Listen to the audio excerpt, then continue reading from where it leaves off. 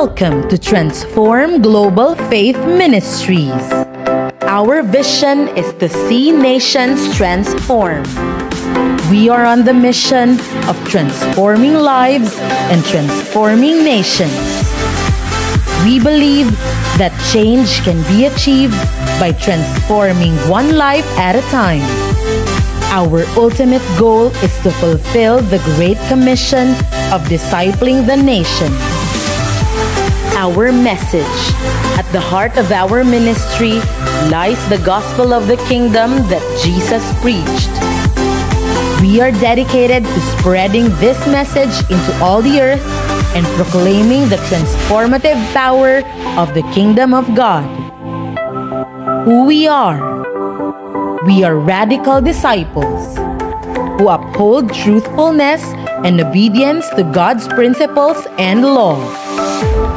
We are servant leaders who are willing to answer the cry for nation transformation. We cultivate and prioritize our God-given purpose as we strive to serve our gifts to the world. We are perpetual learners who intentionally grow in character, wisdom, and revelation. We raise up the youth to be the nation's future generation, to grow with the right perspective, to succeed and lead the next generation. We nurture transformed relationships built on the principle that we all work together in mutuality. We strive to grow in love and compassion above all else, for we value relationships more than issues. As we continue to dominate in the 7 spheres of influence, we are committed to raise up leaders, not members, who will manifest the culture and values of the kingdom of God wherever they go. Workers, not just believers, who are willing to accomplish the vision. Servant leaders, not just followers, who are equipped to equip others. We train, serve, and lead people to become authentic leaders in their areas of influence. We are not a religion. We are a movement. We are Transform Global Faith Ministries. Transforming lives, transforming nations.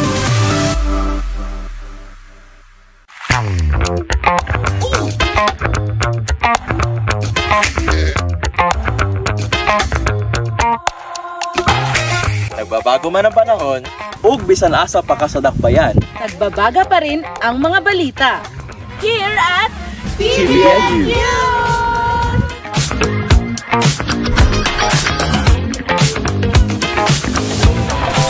We bring you the latest headlines that are shaping our world this week. Let's get right into TBN News Flash. The Divine Encounter has concluded with delegates turned warriors, fueled up and completely transformed.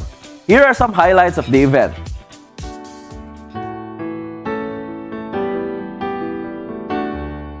Ang unang binigay sa atin when we are connected to Christ, once we are united with Christ, the spiritual blessing. First things first, peace, joy, love, compassion, righteousness, pure, holy. And the God who is in heaven, full of love and compassion, wants to express His love, His embrace into your life today.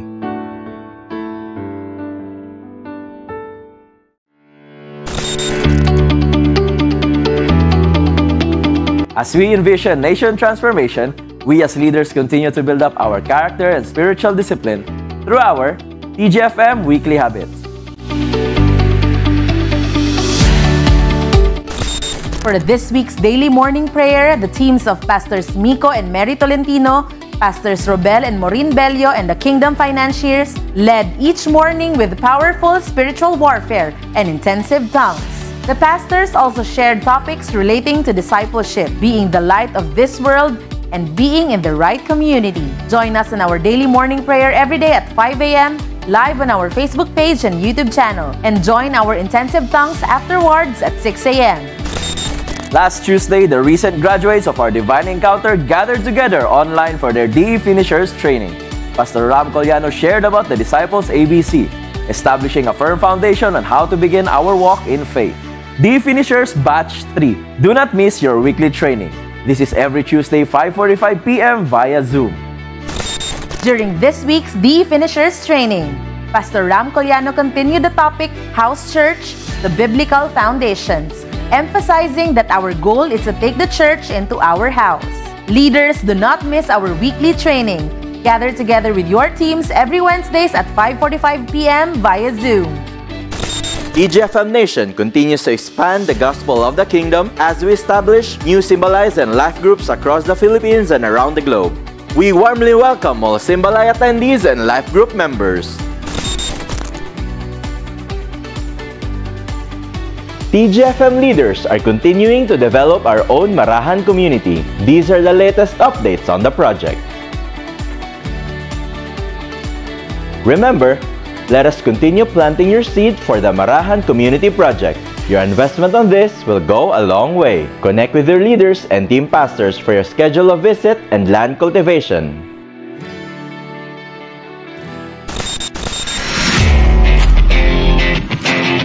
Get set for an exciting lineup of events. Stay tuned as we reveal what's coming soon. We all want to succeed in life, but most often than not, we do not know how to make things happen. With LifeHacks Beyond, get to discover and develop your true purpose and potential. The keys to becoming successful in life. Sign up now. Enrollment is now open for LifeHacks Beyond Training Batch 6. And that's a wrap for this week's TBN News. Your number one source of good news that empowers and transforms.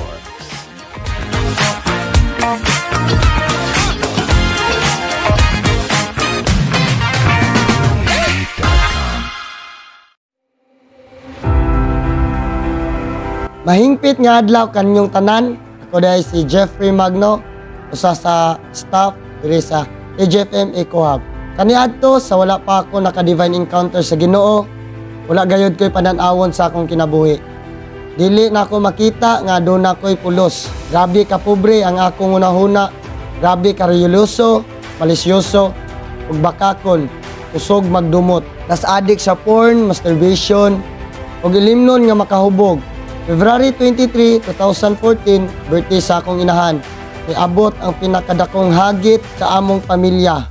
Ang akong amahan, usa ka tricycle driver, nga mooy nagbuhi sa amo, gipatay sa walay klarong hinungdan. Ang akong amahan, usa ka karaan og ilado nga tricycle driver sa Barangay Mintal. Daghan na natabangan, apan brutal nga gipatay sa usa ka pulis. Nagreload pa sa pusil. 22 kabuok nga bala ang nakuha sa patayng lawas sa akong amahan. Grabe gayod ang nahitabo. Hapit ko dili kadawat. Perti na akong punguta sa pulis. Napuno sa kalagot ang akong una-una. Matingala na lang ang akong mga classmate na nagmugtok na pud ko. Ang ilang una-una, gimingaw ko sa akong amahan. Apan sa akong una-una, gusto ko mubalos. Gahilak ko sa kalagot. Nakunit ko ani nga community pinaagi sa akong magulang nga babae year 2014. Gapangita ko og kabaguhan ug kausaban sa ako ang kinabuhi. Nagaserbisyo ko sa simbahan kaniadto pero aduna gayoy kulang nga akong mabati. Dili marinawon o grabe kaburido ang akong una-una. Nakaingon gayud ko sa Ginoo nga, Lord, maor ba gyud ni ang akong kinabuhi? Unsa may padulngan ako ani? Tabangi ko Ginoo. Naka-divine encounter ko atong February 7-8-9, 2014. Okay pa ang dagan sa sinugdanan. Relax pa kayo. Apan nadugay, anam-anam na og kalisod. Abi nako okay na. Along the process, nakasala ko. Bisan nagaserbisyo na ko ani nga simbahan. Wala na bantayan, aduna pa rin mga naibilin. Nga laway nga panguna-una. Nagubot balik ang akong pangutok. Ug tungod di ana, nakakumit ko og sexual immorality. Nakigilawas ko gawas sa kaminyoon. Nagbasol ko, nakas-decide ko nga mag-divine encounter og balik. Niduol ko kapastoroy og nagpatabang imbis na magpalayo. Bisan grabe kaulaw o guilt na ang akong gibati. Kay nakaamgo ko nga wala gani ko naulaw sa pagpakasala, kini pakahang mabago ta. Gitudluan ko sa Ginoo magpasaylo, labi na sa nakapatay sa akong amahan. Dili lang kaisa kundili hangtod nga mahinumduman pasayloon. Nakapasar ko o napasaylo nako ang pulis. O ang akong pamilya nakadawat sa nanitabo. Na-deliver po ko sa akong hugaw nga hunahuna o gihinluan ang gayod ako sa Ginoo. Akong gibalik akong kinabuhi sa Ginoo. Nagpromise ko nga magkinaunsa man dili na ako mubiya sa Ginoo. Magkinabuhi ko nga matarong mga lagad ko og dili na magpabadlong. Ibalik ko sa proseso sa tanang mga training og equipping. Kung nagpagamit ko sa Ginoo, pinaagi sa pagserbisyo ani nga komunidad. Naninuod ko og naninuod pod ang Ginoo.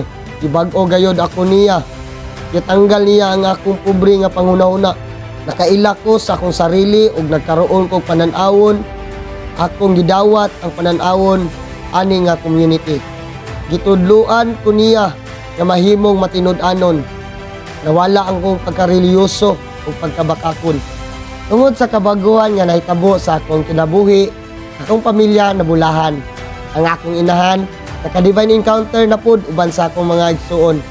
Ug sa akong pagka-matinud-anon sa among simbalay, napaayos ug napanindot gayod ang among balay. Tungod sa walay undang nga paghatag sa grasya ug panalangin sa atong buhi nga Dios. Altar boy ko kaniadto apan manyakis. Karon altar boy gihapon pero hinlo na. Ug nagapangalagad sa tinuod nga altar sa atong pinalanggang pastor, ani nga komunidad ug sa simbalay. Daghan pa kayo ang pagsulay pero lahotay gihapon ta.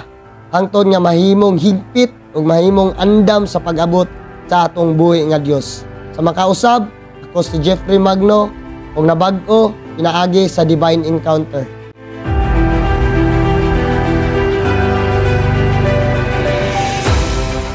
Hingpit nga adlaw mga kasimbalayan. Pagkaanindot nga atong daygon ang atong langit nung hari. Ang salmo miingon, ikaw ang akong hari og Dios nga naghatag sa kadaugan sa mga kaliwat ni Jacob. Gipasigarbo kanamo sa kanunay o Dios ug daygon kanamo sa walay katapusan. Manindog kita ug daygon nato ang atong Dios.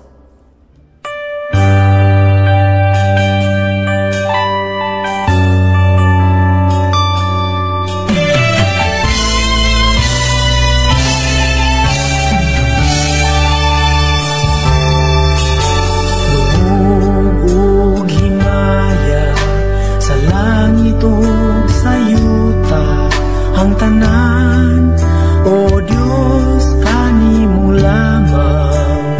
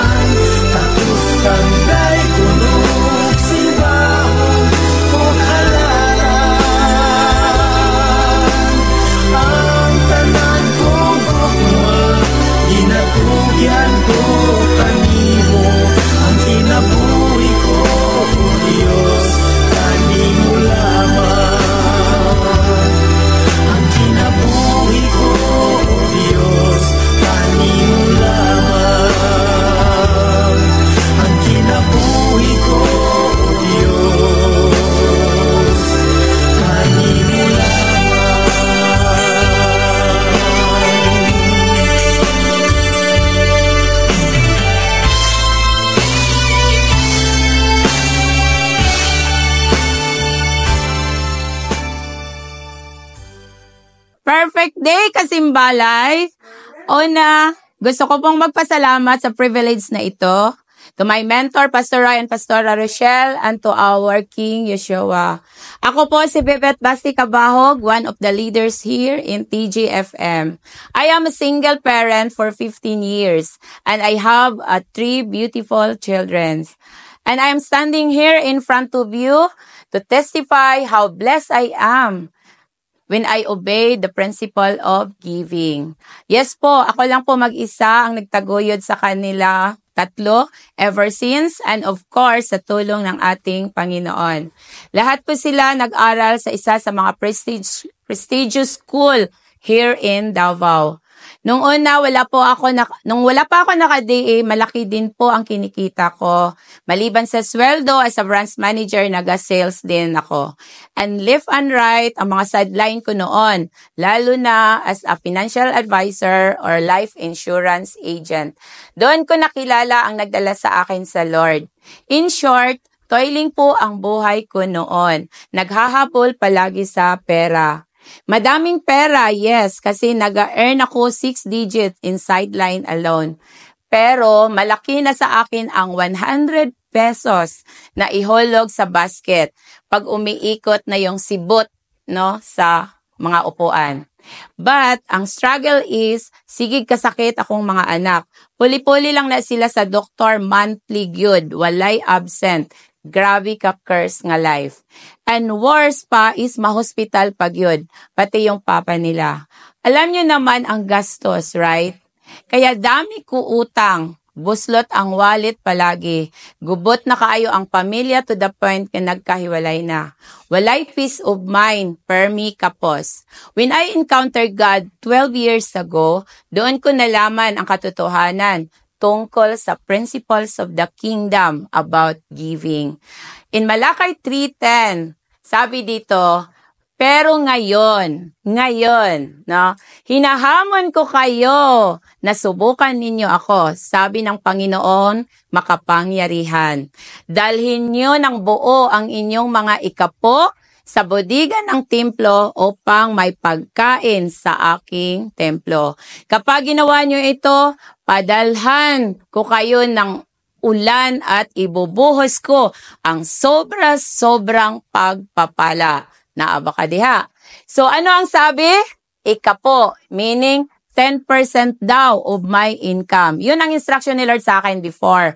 And another % for offering. So maski gamay na mabilin sa akong income, no, i-safety yun na ako, silyuhan yun ako ng sobre para dili magamit. And that is 10% of my gross income. So ano ang benefit doon? Number 1, never na hospital ang aking 3 anak ever since nag-apply ako sa principles of giving.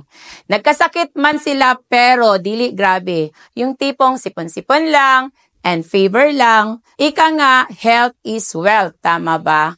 During pandemic, maliban sa protected kami lahat sa bahay, walang nagkasakit na grabe. Kahit panay labas ako for the mission. And many times, hapit ko mabangga, makatulog sa pag-drive, pero na-adjud mo pukaw sa ako, maski ako ra isa sa car. O kung ka-remember mo sa sunog sa NCCC Mall, isa akong anak sa mga na-save noon. First time daw po, no? First time that day, natapos agad ang trabaho kay early. Nagtawagan ang mga clients niya from abroad. So, pinauwi sila ng maaga around 11 a.m. instead na 3 p.m. At nag-start ang sunog around 11:35 a.m. Parang ganun. Number 2 na benefit.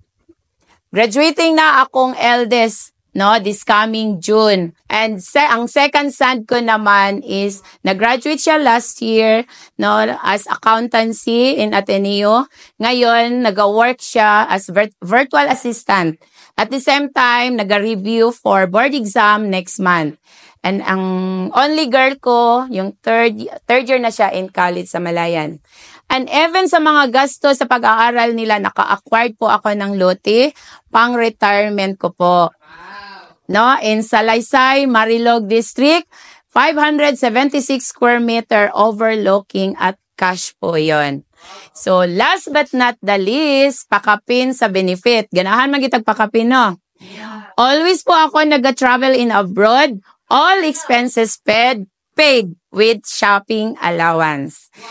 Kasi it's one of the benefits kapag nag-perform ang branches. At me, personally, nag-top po ako sa sales nationwide for how many years na. So, dili ko veterinarian, dili rin ko animal science, but God is really working on it because I obey the principles of giving. Here is the list of country na puntahan ko so far, no? So, naka 4 times na ako in Hong Kong. Ang isa na doon, ang isang travel doon kasama yung mga anak ko, may shopping allowance din sila. And naka 3 beses na ako sa Singapore, isang beses sa Thailand, isang beses in USA last 2017. So, naikot namin yung Minnesota, California, Arizona, Las Vegas, Sedona, Grand Canyon. And last year, personal expenses, pero gi-provide din ni Lord lahat. Super blessed, nakasama ko sa team in South Africa with Pastor Roro to receive powerful impartation from Pastor John Anosiki. And I know there is more travel pa in the future, basta mag-obey sa isa sa mga principles of the kingdom, and that is giving. So, to all the leaders, hosts, even VIPs, if you want to have harvest na may pakapin, obey the principles. Pay your tax in the kingdom of God. In Matthew 22:21, sabi dito, give to Caesar what belongs to Caesar, and give to God what belongs to God. It's time to give! Come on, let's clap our hands for Jesus! Come on!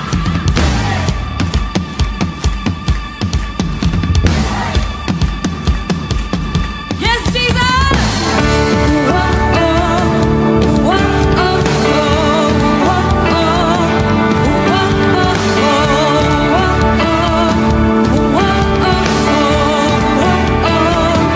Say, I know I don't mind.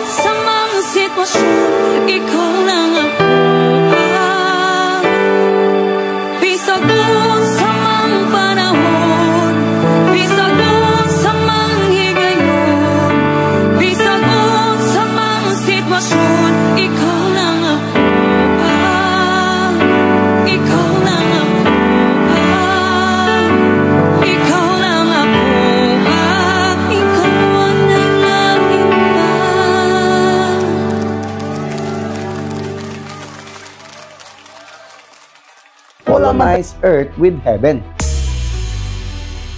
Si Jesus nagpakamatay sa cross, dili para malangit ta, kundi para makapamuhat na ta sa ato ang mga assignment. Wala gibutang diha nga mutuo kay Kristo malangit o muadto sa langit. Wala na noon ang atong focus nga gitawag ta dinhi sa yuta. Kung balikan nato ang sulti sa Biblia, gingon diri sa Juan 3:16 nga bisan kinsa nga motuo kaniya di malaglag kundi makaangkon hinuon og kinabuhi nga walay katapusan. Katapusan ang nasulat dili kinabuhi sa langit. Ang word na kinabuhi is Zoe, Z-O-E. Kay tinuod na kinabuhi. Kay daghang tao karon buhi ra.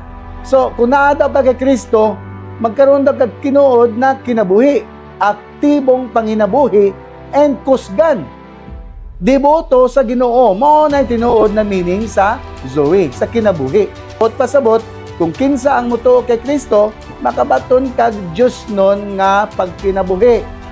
Dili relihiyoso nga pagkinabuhi. Wala nagingon nga mo padulong pug ka sa langit. Walay makaadto sa amahan kung dili pinaagi kanako. Kaya nga atong amahan sa langit nay katuyuan dinhi sa tuwa sa yuta. Ngano mo adto ka sa amahan para masabtan nimo ang imong responsibility o ang imong assignment dinhi sa yuta. Kabalo ba ka na ay good news ang ebanghelyo nga tinuod nga ang langit pwede ni sa yuta. Pwede ka maka-experience diri og langit mintras nasa yuta. Ang ikaduhang adan nga si Jesus nagmalampuson sa pag-ari para mabalik ta sa atong ganhaan para mapadayon ang ato ang mga buluhaton.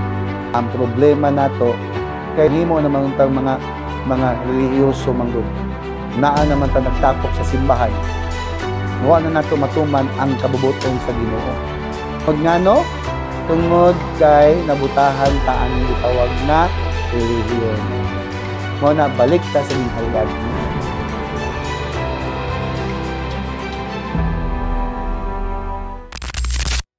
Perfect day, TGFM Nation! Perfect day! Yes, welcome once again to everyone sa mga nag-join sa among simbalay karong adlaw. We welcome all of you and greetings all the way from Cape Town, South Africa. Yes. Also, dili na green screen akong background. Original na siya. Reflected na siya nasa moang room to the Table Mountain. No, so gamit ang reflection para dili ni mag-backlight. But we are here to represent the Philippines, para magrepresenta sa Pilipinas for the global roar for the nations. And isa sa mga amazing kayo na nagapangitabo kay dili man gud siya. Actually, it's the first time no na may tabo sa tibuok kalibutan na naay ginatawag na global roar. Ina mo tapat global roar. So since Wednesday na namin diri kay in preparation for the global roar. And kabalo mi na nagiginaandam ang Lord sa matag nasod. So naami diri para magrepresenta sa Pilipinas. So kung naay mga representante nato sa ato mga sports o unsa ba na mga representing for any competition for other nations o para sa uban nasod, kining Roar for the Nation is the most important na event or activity na kinahanglan representahan og kanang mga tinuod gyud na mga alagad, tinuod na mga servants sa atong Ginoo. So pray with us, join us in prayer kay kabalo mi nagay pagabuhaton unsay mga propesiya para sa atong nasod. Ang goal nato nga matuman ug may tabo. Ang atong goal pud ani nga Roar for the Nation is para unsa mga principalities, unsay mga babag, unsay mga demonyo nga nagagunit, stronghold, kanang hold na strong sa atong nasod, ato nang i-dethrone, so we are blessed and privileged na naami diri karon para mag-take part aning event, first ever event, a global roar for the nation. So welcome.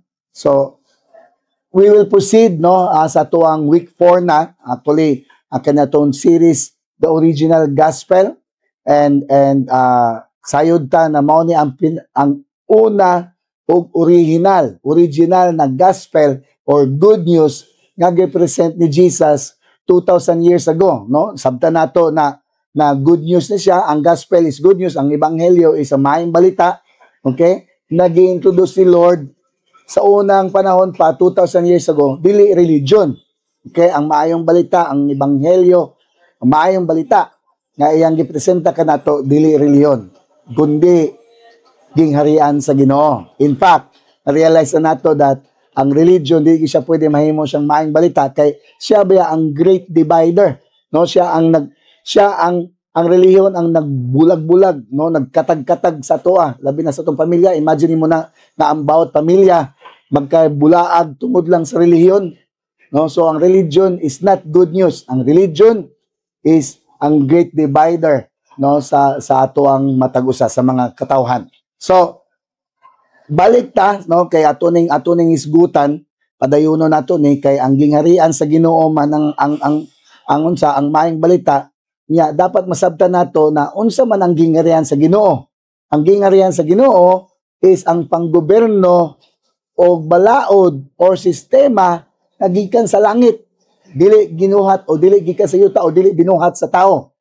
Masabtan nato kasi ang gingharian sa Ginoo, ang gingharian sa langit, ang goberno na naa sa langit maoy solusyon sa tuang problematic na political na pamulitika dinhi sa nasod nato. Dili lang sa tuang nasod but sa tanan nasod dinhi sa kalibutan. Kay I believe na ang government, ginatawag na tong panggoberno, is a system. Sistema siya para na order.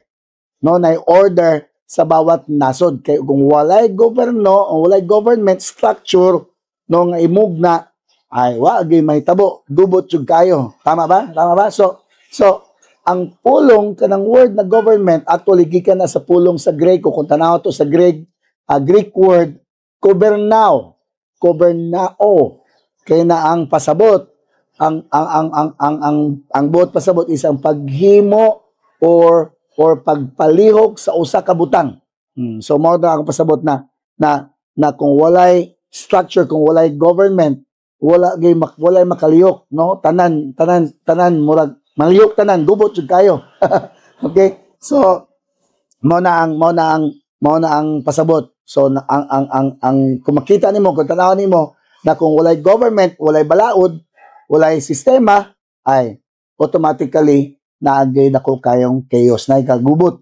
So ang problema nato karon na masking naatay gobyerno ngano man gubot pagyapon. Kasi nagapangutana na niya pastor, naman tay government karon, naman tay structure, no? Demokrasya man ta, ngano gubot man gyapon kayo. Pangutana ko ngano. Pangutana ko ngano. Dili man siya gikan sa langit. Binuhat naman siya sa tao. Mo na naagid siya problema kay ang tao corrupt man. Mo na normally ang magdumala sa government nga minugna sa tao, makorrupt jud. So dili ka matingala ngano na corruption, maski kinsa pa imong ibutang diha sa atong nasod or sa masking kinsang nasod na ang corruption kay tungod dili siya original nga gikan sa langit, dili siya government from heaven. Nasabtan nato. Kaya maski unsa pa ibutang nimo nga order, rules and regulation unsa may imong iset dia sa bawat nasod, normal gyud nga naay corruption. Okay? So magmubon ta kasi kung moingon ta karon og demokrasya, no? Actually, kanang word na democracy, which is mo na ang atong panggoberno karon, demokrasya, kung tanaw nimo tanan tao ga-claim nga demokrasya man ta. So, ngano wala ko'y right to say something, ngano wala mo ko'y right nga mustorya. Okay, ang problema sa demokrasya, pangutan na ko unsa? Tanan na ay katuyuan, na ay katungod. Mo na problema. Kaya mga tao, kusog kayo mo claim sa iyang katungod. Akong katungod. Mao na problema. Lugtan-tanan tao karon mo claim sa iyang katungod. Unsaon na lang na. So mao na daghan yun kay gubot. Tao nato ang judiciary karon, kanang tong Congress, kanang tong Senate karon.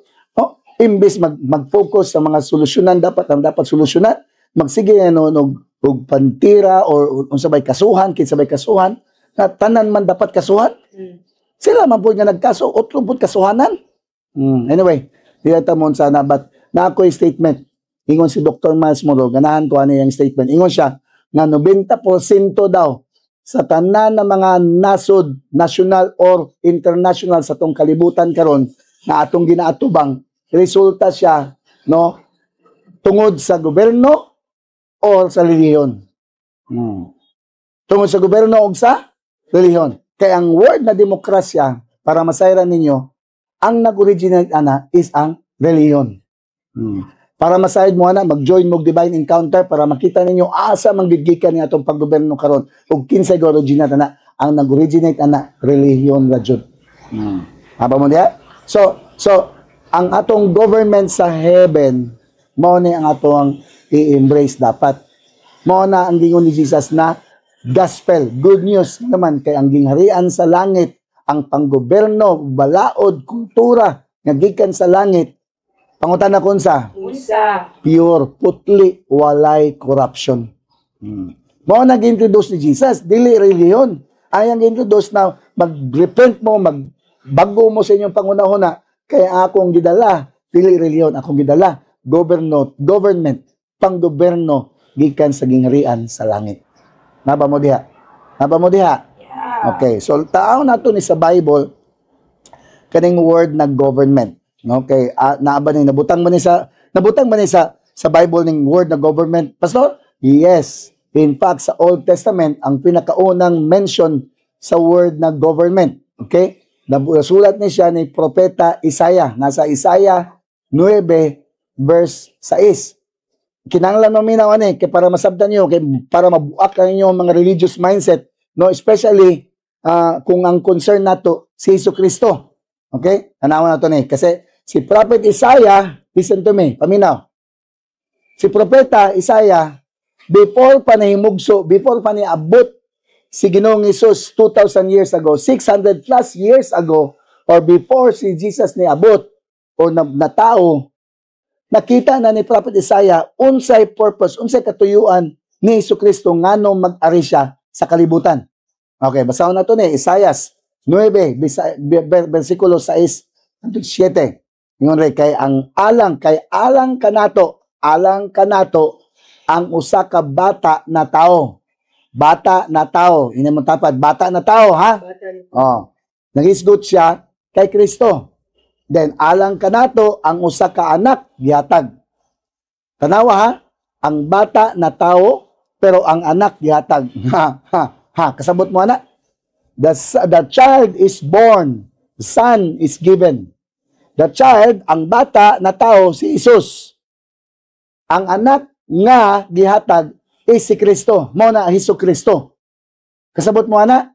Okay. Para masabtan ninyo na si Jesus is tao siya, pero si Kristo mao ang Ginoo.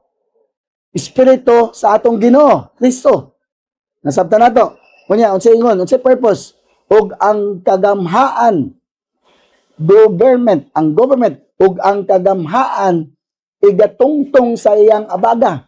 He carry bit niya karon, gilukdo niya karon. Pangit na siya paminaw ng gilukdo, but iyang gisangat sa iyang abaga ang kagamhaan, government. Mao na yun sa Bible. Og ang ngalan niya, iyang ngalan pagatawgon nga kahibulungan, magtatambag. Isa pa. Ang makagagahom nga Dios, mao na iyang ngalan ha, mao na si Jesucristo. Ang walay katapusan nga amahan, everlasting Father, ang prinsipe sa pakigdait, Prince of Peace. So, kung naay mga relihiyon nga magsulti sila nga, kinsa man nagsulti sa imo nga Diyos, ang si Jesucristo, kini. Kinsa ingon ri, ang makagagahom nga Diyos. Kinsa? Katong bata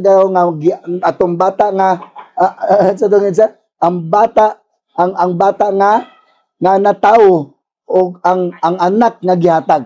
That's Jesus Christ. Jesus Christ is God. Mao na ang iyahang gibitbit, dili relihiyon kundi government. Claro, Pero I hope maklaro na kay para matanggal na ng mga doubt na to about Jesus Christ.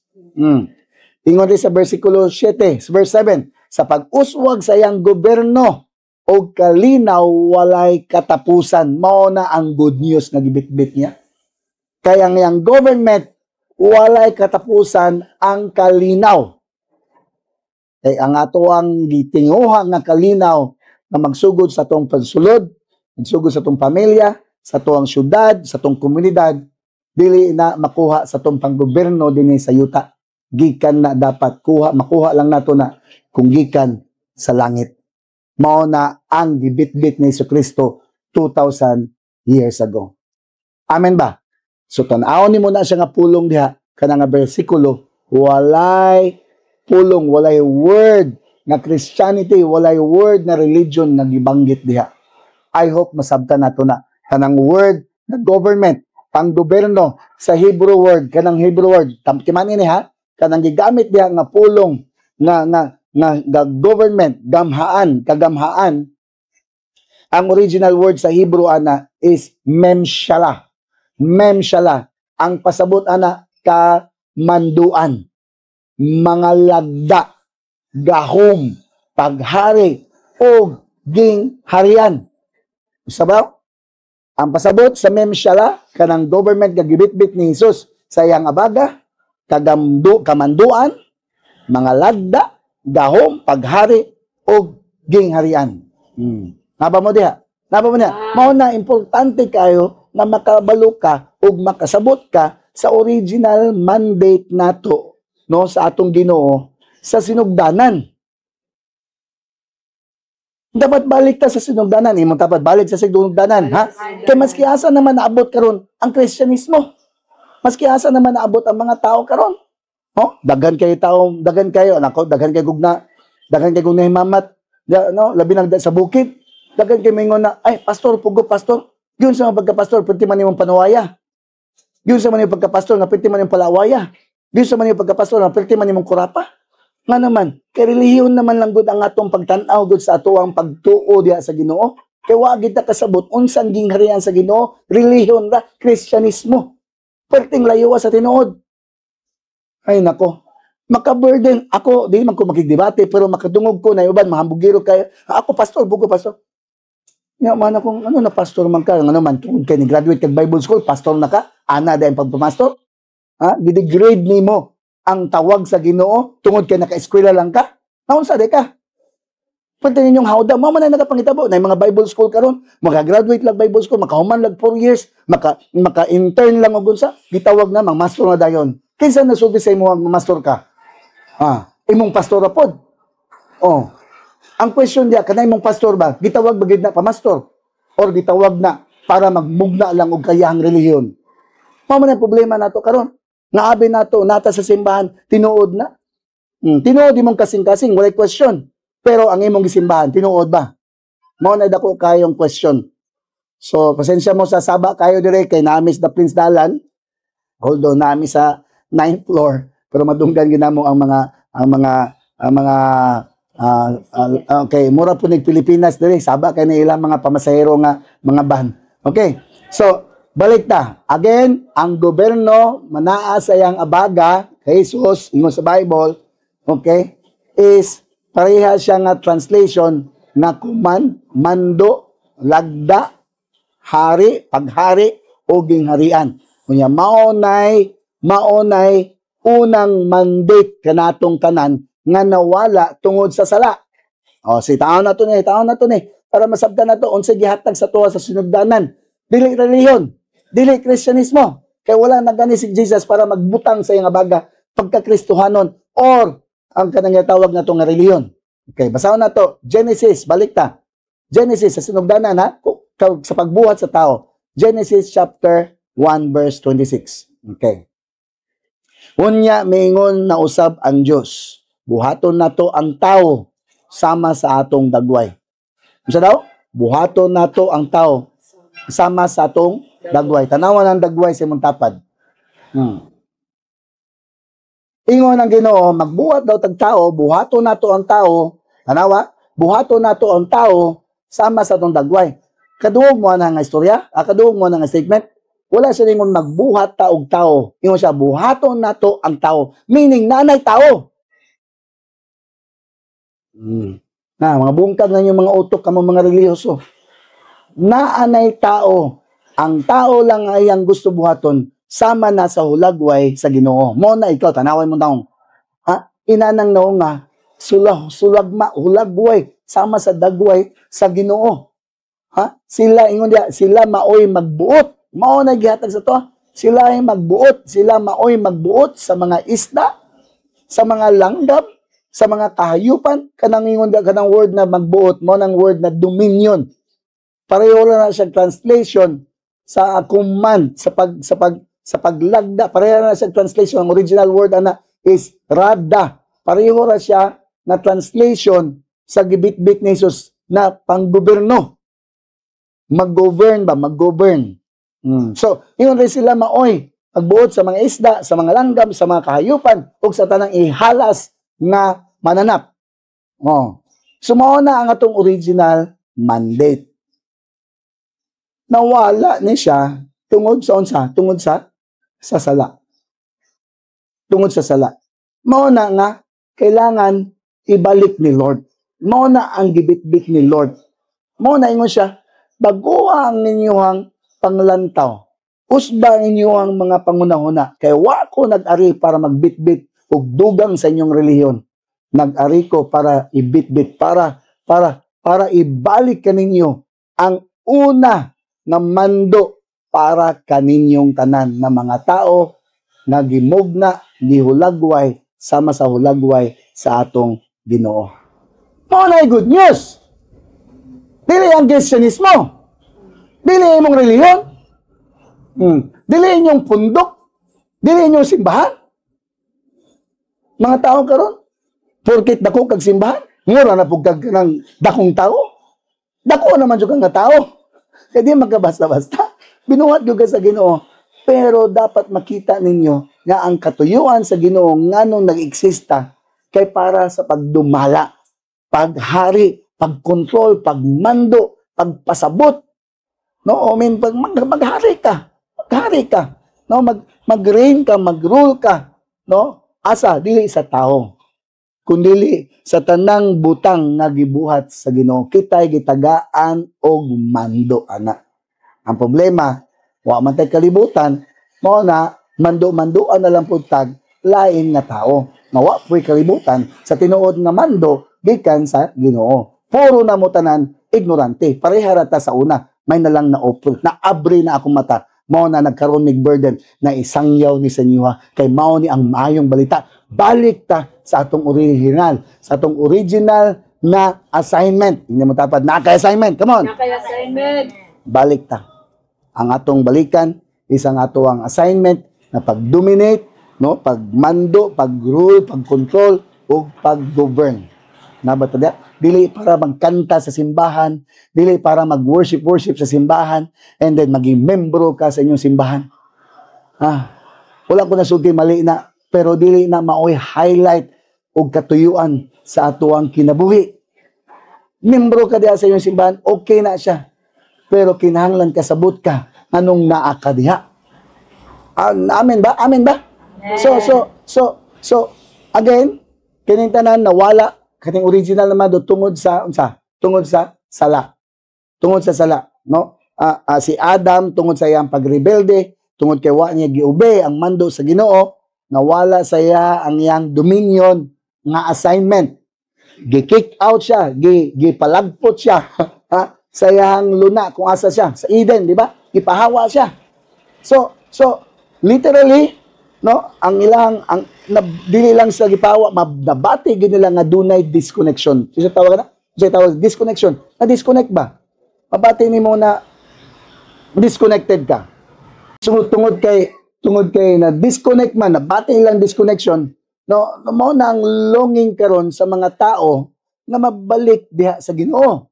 Tungod sa longing, tungod sa kanang isa tawag ang longing Bisaya, unsay kanang tungod sa kanang nagid kanang innate na to, kanang sa sulod gid nato nga gusto nato makonek balik sa tong source.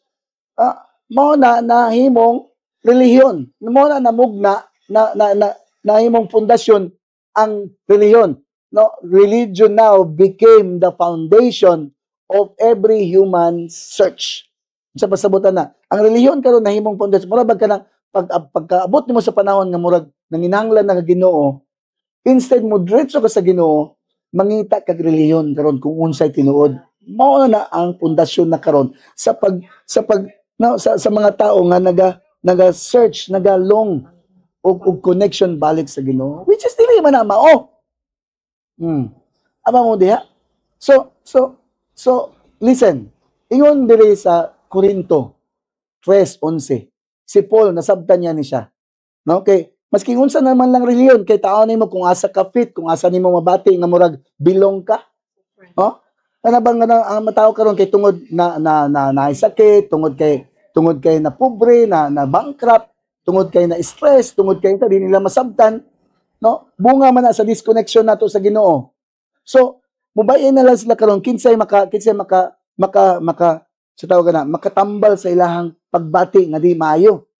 No, so kung makakita siya karon og kanang komunidad nga mga buutan, murag kanang lami magkanta-kanta, so abi nila mao na. Wala ko nag-go against sa mga unsa, no? Pero yes, mao man jud na dapat nga na kay pamilya, na kay komunidad. Pero kinahanglan aside from the komunidad, balik ka sa katuyuan sa Ginoo. Kay pwede mangud ka na ka sa komunidad, pwede mangud na ka sa simbahan, no? Tanan na lang simbahan imong giatinan. Pero kung wa ka sa katuyuan sa Ginoo, di nimo masabtan ang katuyuan sa Ginoo, magiging empty ra gyapon ka, di gyapon ka magkaroon og kalinaw sa imong sulod. Kay hanto di nimo masabtan ang katuyuan sa Ginoo sa imong kinabuhi, wa jud kay fulfillment, wa kay kalinaw. Naba ka diha? So pwede ra jud ay nga naa ka sa reliyon, pero dula-dula na lang imo, no? Ang imo na lang i-secure nga total sa luwas na bitaw ko, o okay na ko, naabit ako kay Kristo. Now, paminaw ani, ingon si Kristo, ingon si Apostle Pablo, ingon siya. Okay, basahan ni. Kay wala na laing patukuranan, pundasyon, na ikapahiluna ni bisan kinsa gawas sa napahiluna na nga mao si Jesucristo. Wala na daw lain pundasyon, wala na daw lain patukuranan nga pwede nimo ipahiluna na masking kinsa gawas lang kay Kristo Jesus nga maoy na pahiluna na. There's no other foundation given to mankind except Jesus Christ. Si Jesus, Jesu Kristo ra gyud. So, kung atong pundasyon is si Jesu Kristo, then dapat balikta, no? Sa unsa ang gitudlo ni Kristo sa tua more than sa gitudlo sa mga apostoles. Ang problema karon sa mga tao kay mas gi-highlight nila ang tudlo sa mga apostoles kaysa kay Kristo Jesus mismo. Naba mo diya? O may question. Yes, mga tinun-an na ni Jesu Kristo. Pero ba mas nindot man nga mobalik mo sa nagtudlo, asa man ka? Sa tinun-an o sa nagtudlo? Sa nagtudlo. Pwede nga ang atong i-highlight. Kung kamalo mo, daghan kay simbahan karon. Kinsa ilang pundasyon. Tinudlo man ang mga doktrina man ni Apostol Pablo, ni Apostol Pedro, Apostol James, Santiago. Dili man gid ang doktrina o dili man gid ang mga tudlo ni Jesucristo. Ang tanaw nga no, kay ang mga tudlo ni Jesucristo duot man, diretso man, pagbag-o man og kinabuhi. Kina Apostol Pablo kay na mahilot-hilot kay grasya na, no? Luwas naman ka. Hoy, balikan nato ang tudlo ni Kristo. Kinahanglan masabutan nato nga si Kristo mismo wala siya nagbanggit og grasya. Ang tanaw nga no, kay siya man ang grasya sa Ginoo. So dili niya kinahanglan itulo ng grasya kay siya ang grace, siya ang grasya sa Ginoo nga gihatag kanato. Wala siya naghisgot about sa dugo ug sa cross. Ano man, kay dili man niya kinahanglan na itudlo, siya mismo niya adto sa cross, giula ayan dugo para masalbar tanan, para mabalik ta sa iyang katuyuan. Wala siya nag-talk about sa iyang pagkabanaw, no? Kanang resurrection na to. Atong gina-highlight kada tuig. No, i-remember na to na, wala question. Pero hindi na to na highlight. Ano man, kinahanglan na niya buhaton kay para mabalik ta, no? Ma-remind niya ang iyang mga apostoles. Kinahanglan siya mabanaw ba? Kay para i-remind ang iyang mga apostoles. unsa ang gingarihan sa Ginoo ug unsa ang gahom sa balaang espiritu nga ilan dapat hulaton. Mao na purpose nga na resurrect siya ug para kita karon nga patay mabuhi uban ang atong Ginoo. Naba mo diha. Wala siya nagkuman ni isa kanato karon nga magbuhat mong inyong mga building nga ma-stress ang mga pastor, ma-stress ang mga ministro nga kinahanglan gid na ay building para sa fellowship. Wala, ang kuman lang niya sa tuwa, lakaw mo, pagbuhat ka mo og mga disipulo. Mo na daghan kay mga building, daghan mga simbahan karon nga nasdapting, wa magay tao nga naman, wa may disipulo. Maglisod pagkuwag membro, nga naman kay mauday na ang komando sa tuwa. Nga mando sa tuwa more than sa na inyong simbahan dia, more than na inyong sa is ang pagbuhat disipulo. Karon tanan simbahan ba ga disipulo ba? Ga disciple ba? Wa man. Muna namin diri, disciple na mo ninyo mga utok para mabalik mo sa tuyuan sa Ginoo. Wala ko nasugo, ako ning amo ning burden kay nakita na mo ni nga mao ni problema karon. Mao na ato mga panggobyerno karon nagalingkod mga korap nga naman, di man na gusto mo serbisyo sa Ginoo. Na naman kayo yang una-una pag mo serve sa Ginoo na simbahan. Pag unsa man sa simbahan para magsangyaw-sangyaw, nya magkiyat pagkauman. This is a burden that we carry. Mao niya among ginabitbit. Mao na kung paminawon ko ninyo murag hilas, murag unsa, mao ko ilabot sa inyo, bala mo diha. Kaya among katuyuan ma-establish mo sa katuyuan sa Ginoo. Ha? Kinahanglan mo makadungog sa katuyuan. Kinahanglan mo makadungog sa kamatuoran. Kaya ko pareha sa uban pastor nga luto mo, Ginoo maga-bless kanimo. Onya, bakakan ka, gapait ka hantud karon, utang ra gyapon ka hantud karon. Wa gyapon ka nabago hantud karon.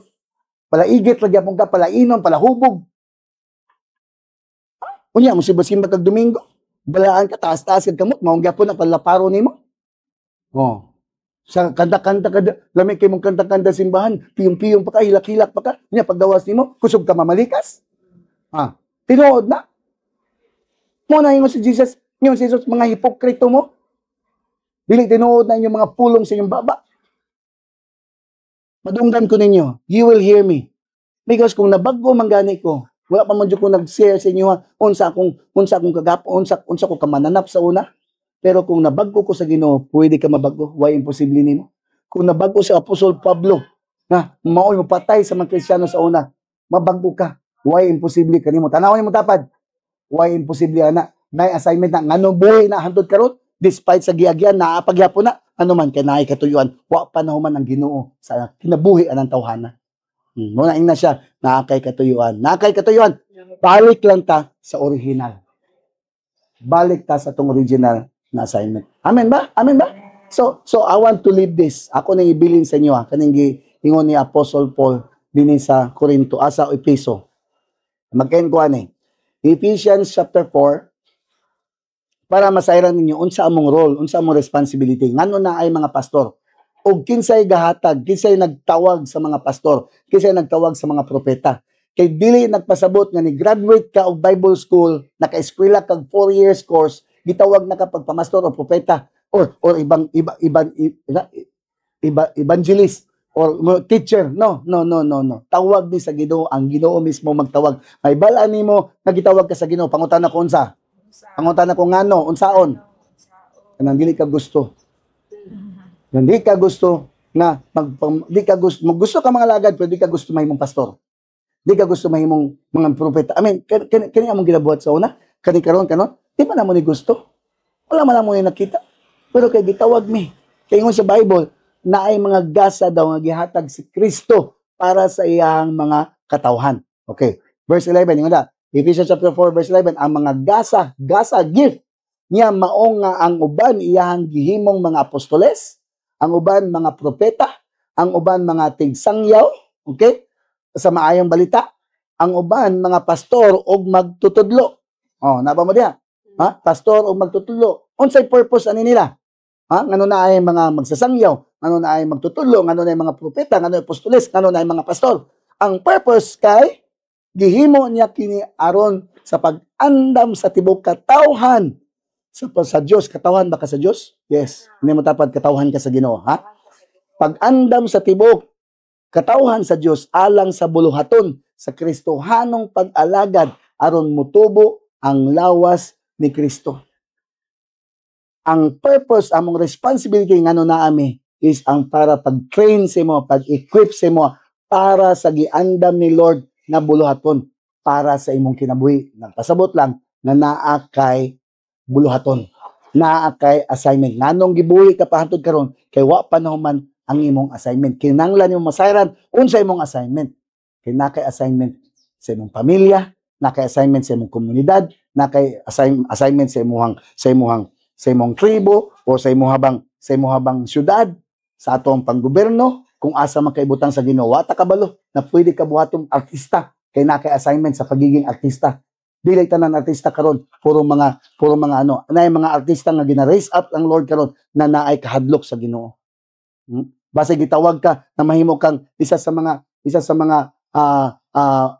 leader sa tuang barangay, leader sa tuang komunidad, leader sa tuang syudad. Para magdumala ka nga naay kahadlok sa Ginoo. Godly ba? Diyos nun, dili religyoso. So, mao na akong responsibility nga i-challenge ka, dili para pagbuhat og simbahan. I-challenge ka para unsa? Nga muhawa ka sa imong comfort para mo tuman ka sa mando sa Ginoo, para ma-equip ka, mo respond ka, para mahimo kang ehemplo, mahimo kang blessing, magsugod na sa imong pamilya. Mao na ang katuyuan nganong naay mga pastor. Mao na ilang purpose, mao na among purpose, mag-equip, mag-train, dili lang kay magilot-hilot nga atik-atikon mo na ang Ginoo maayo, Ginoo niya okay ra inyong kinabuhi. Kisa giatik ninyo. Apa mo diha? So next week magpadayon tani, no? Kay ang akong gusto nga objective karong adlaw is para mabutang lang sa inyong mindset nganong naa ani nga series. Kay ang gusto sa Ginoo mabalik ta sa iyang katuyuan. Dili mabalik sa simbahan, dili mabalik nindot man ang simbahan, okay man na, wala ko sulti hawa mo diha. Pero kuna ka sa imong simbahan, sigurado ka lang makabalo ka sa imong katuyuan. Ngano naa ka sa imong simbahan, ngano naa ka sa imong pamilya, ngano nabutho ka aning kalibutan na, ug ngano dihang dapita kay para magpuyo ka nga malinawon o kanang tinuod nga kanang fulfilled ka kay kabalo ka sa purpose katuyuan sa Ginoo. Katuyuan nimo sumala sa atong Ginoo. Amen. Magampog ko. Amahan sa langit, salamat kaayo Lord sa kaninga session namo Lord, pag-empower sa imong mga katawhan na ang tanan nga nakadungog sa kong tingog Lord, maabri ang mga alimpatakan, ma-open ang ilang mga hunahuna Ginoo, na dili ni siya another pundok o relihiyon na among gisangyaw para mabati ilang ang maayo, but para ma-awaken, ma-open ang ilang mga mata sa katuyuan, sa purpose sa imuhang sa kinabuhi sa matag usa Ginoo, na maabri ang alimpatakan na nabuhi sila aning nga henerasyon tungod sa imong katuyuan, dili sa ilang katuyuan, tungod sa imong katuyuan. And that's I declare today, Lord of God, nga ikaw magpadayon nga i-preserve ilang kinabuhi hantod sa malamdagan sila, i-preserve ang ilang pamilya hantod na ma-bless sila, na ma-preserve sila, Lord of God, na makagbuto sila sa process Lord, na para mahitabo na maabrihan sila totally sa katuyuan nimo para sa tanan ng mga kinabuhi. Salamat kay sa grasya, salamat sa imong gugma, salamat sa imong pagkamaayo sa among kinabuhi. Ikaw magpadayon o bless ka namo, mag-provide, Lord. Ikaw maghatag sa mong kusog sa matag adlaw para makasustain mi, makapadayon mi sa tanan nimong gusto ipabuhat ka namo. Let your will be done. Let your kingdom come, Lord, sa among kinabuhi, sa among pamilya, sa among luna, sa among komunidad, sa among syudad, ug sa among nasod. In the mighty name of Jesus, we declare and pray. Everybody will say, Amen and Amen. Kita ta next week sa another teaching series na to. Week number 5 ta next week. Shalom, shalom. Perfect day.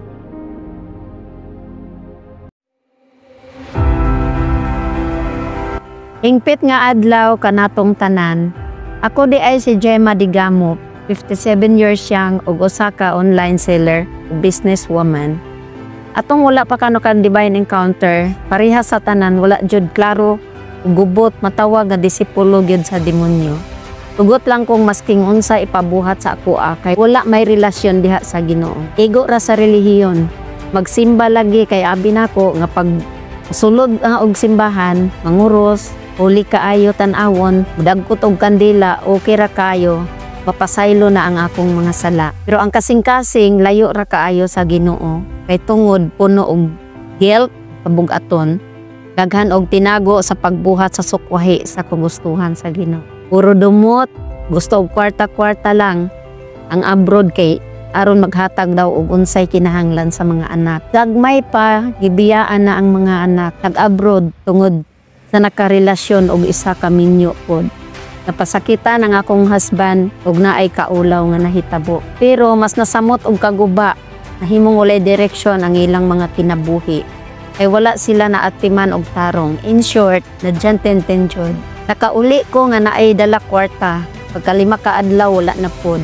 Plano na pod ko mo abroad, daganan ang problema. Maayo na lang kay naa life group na hitabo didto sa Bukana sa Card Bank. Dili ko ganahan maminaw kay tungod sa Katoliko lagi jud ko. Ug wala pod panahon sa Ginoo. Tagsarap pod mo simba, pero wala ko'y choice kay dili permahan among loan kung dili mi mo apil og life group. Nainganyo ko nga mo apil sa Divine Encounter tungod sa mga testimonies sa life group didto sa Bukana, labi na tong nakauna na og encounter. Gihikap og nakaistorya na daw nila ang buhi ang ug mahigwaon ang Ginoo. Gibag-o og giayo ilang mga kasing-kasing. Nakita nako nga excited kay sila paghuman sa DE. Gabi nila mag-share sa ilahang experience. Ila kong ampuan. Ta akong nauna gusto ko musulay ug para ma-experience pod nako ang ilang gipang-ingon. Pero naay babag unta kay 1-2 bayronon. Mahal. Duha pa jud mi sa akong anak, sayang ang kwarta. Pero wala ko nagpadala sa bakak sa yawa tungod sa ka-excited nako nga ma-experience pod nako ang Ginoo sama sa mga testimony nga akong mga nadungog. Sa unang gabi pa lang sa Revelation of the Cross, masking nakita na nako kanunay sa TV unsa na nagantos baliwala lang nako. Pero kato nga sa DE kay na feel jud nako nga iya kong gitandog.